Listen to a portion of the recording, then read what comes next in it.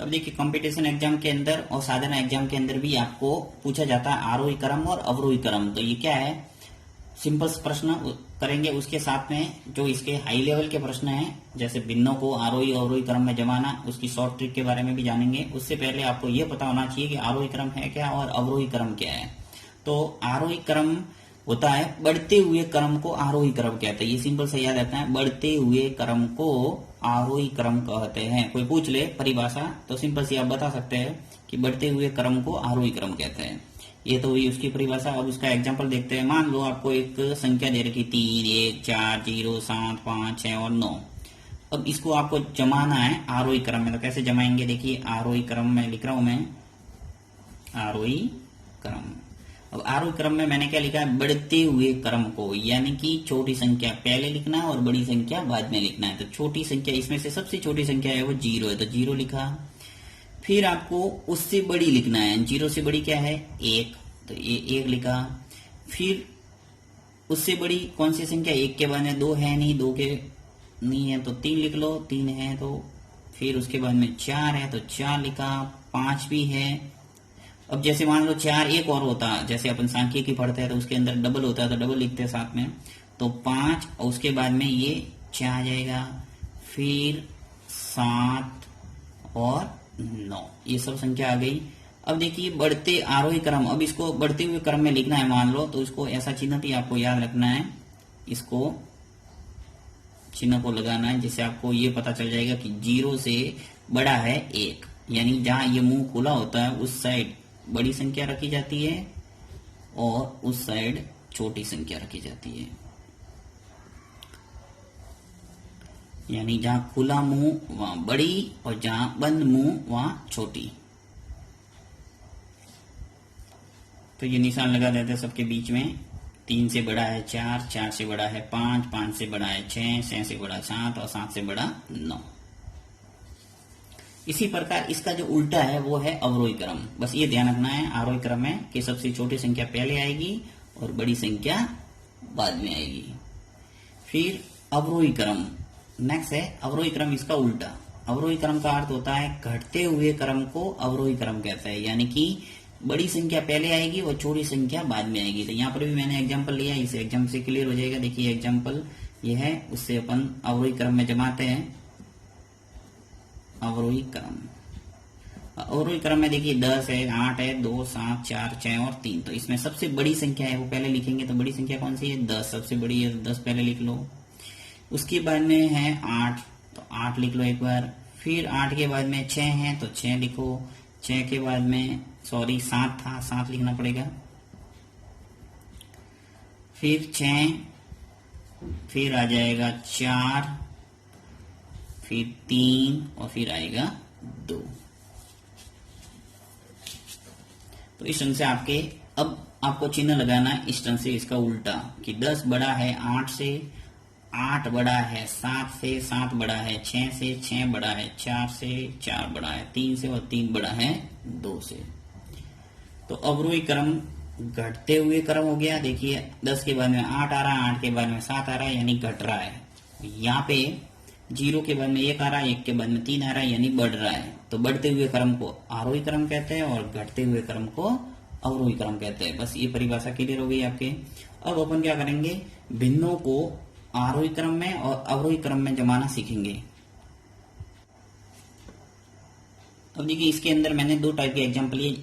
एक सवाल लिया जिसके अंदर मैंने अंश को समान रखा है और एक सवाल लिया जिसके अंदर मैंने हर को समान रखा है। तो ऐसी स्थिति में आप कैसे पता करेंगे कि इन भिन्नों में से सबसे छोटा कौन सा और बड़ा कौन सा है। तो सवाल क्या लिया, देखिए 8/3, 8/5, 8/7, 8/4, ये भिन्न है 4। इनको आरोही क्रम तथा अवरोही क्रम में व्यवस्थित करना है। तो इनको आरोही और अवरोही क्रम में व्यवस्थित करने के लिए सबसे पहले आपको पता होना चाहिए कि बड़ी कौन सी है और छोटी कौन सी है। तो इसको देखते ही पता कर सकते हैं, आपको भाग देने का काम नहीं। जैसे देखिए 8 के अंदर 3 का भाग देंगे, फिर 5, 8 के अंदर 5 का भाग देंगे, वो पॉइंटों के अंदर संख्या आएगी और फिर पता कर सकते हैं। एक तरीका तो ये है। दूसरा सीधा ही तरीका है कि आपको पता चल गया कि अंश तो समान है। अब अंश को तो छोड़ दीजिए, आप हर में देखिए कि हर में सबसे छोटी संख्या जो होगी वो भिन्न सबसे बड़ा होगा। अब देखिए यहाँ पे 3 है, 5 है, 7 है और 4 है। तो सबसे छोटी हर है वो कौन सा है, ये अंश हो गया, ये हर हो गया। तो हर के अंदर 3 है, अर्थात 8/3 है वो सबसे बड़ी हो गई। और उसके बाद में नेक्स्ट क्रम में ऐसे बढ़ते रहेंगे, यानी जिसका हर छोटा वो सबसे बड़ी भिन्न, और जिसका हर बड़ा वो सबसे छोटी भिन्न। ये उल्टा ध्यान रखना है, जब अंश है वो क्या हो, समान हो। तो यहाँ पे अंश समान है, 8, 8 और 8, सब में 8 है, इसलिए सबसे बड़ी इसको मैं सबसे पहले जमा देता हूं अवरोही क्रम में। तो देखिए अवरोही क्रम में जमाते हैं, यानी अवरोही क्रम में क्या करते हैं, सबसे बड़ा है वो पहले लिखते हैं। तो अवरोही क्रम दोनों क्रम में जमाएंगे। तो अवरोही क्रम में लिखने के लिए सबसे पहले बड़ी संख्या लिखता हूं। तो बड़ी कौन सी संख्या, 8/3 है वो बड़ी है, तो 8/3। फिर इससे छोटा कौन सा हुआ, 8/4, क्योंकि 3 के बाद में बड़ी संख्या कौन सी है, 4, तो ये भी क्या हो जाएगी, छोटी इससे।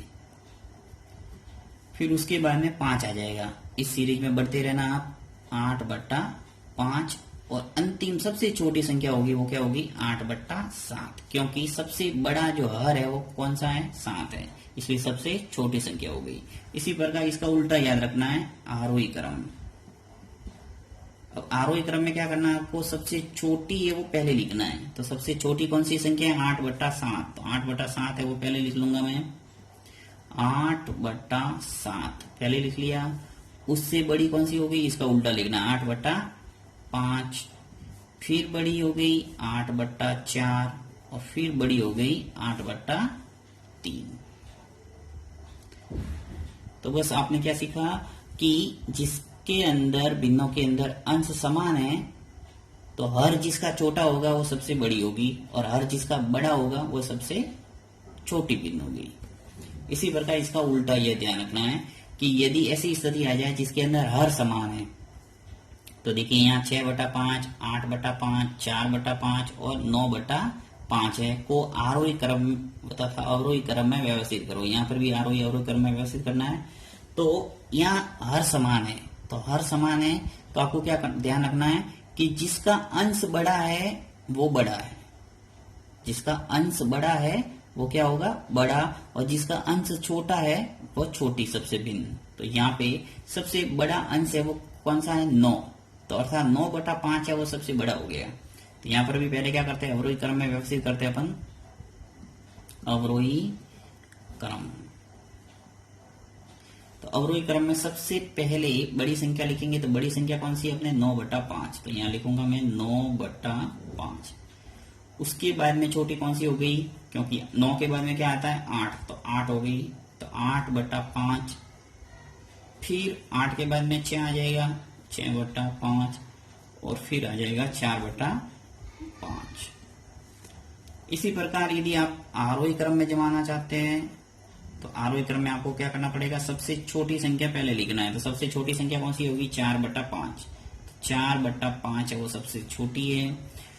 फिर उससे बड़ी कौन सी हो जाएगी, 6/5, फिर उससे बड़ी 8/5, और सबसे बड़ी है वो कौन सी है, 9/5।